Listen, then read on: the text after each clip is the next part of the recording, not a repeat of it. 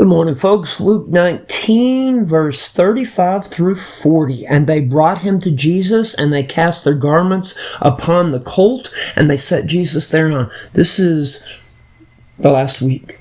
That music you hear in the background, there's people downstairs.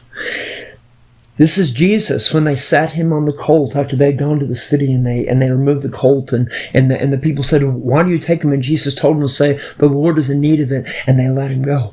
Here they are, setting their garments, placing it on the colt, because Jesus is about to ride into Jerusalem. Verse 36, and as he went, they spread their clothes in the way. And when he was come nigh, even now at the descent of the Mount of Olives, the whole multitude of the disciples began to rejoice and praise God with a loud voice for all the mighty works that they had seen, saying, Blessed be the King that cometh in the name of the Lord, peace in heaven and glory in the highest.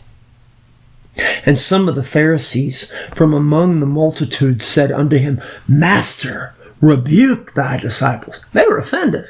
How dare Jesus' disciples imply that he's God, that he's the King of all the world, that he's the King of all creation? How dare they imply that Jesus Christ is Lord? This is cool. Verse 40, and Jesus answered and said unto them, I tell you that if these should hold their peace, these stones would immediately cry out. So Jesus is saying, if all these disciples weren't yelling and praising and glorifying me as God, because Jesus is God.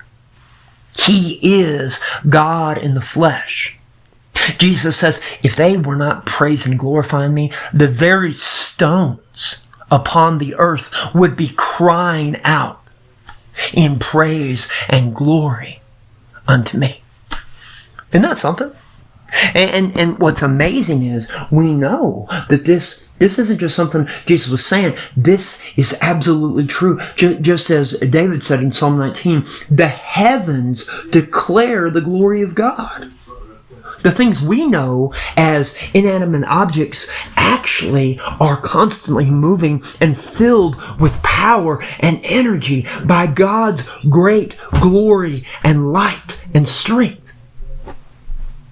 And I have to believe in my heart that if the disciples weren't praising and glorifying Jesus, that the stones would be. Don't we serve an awesome God?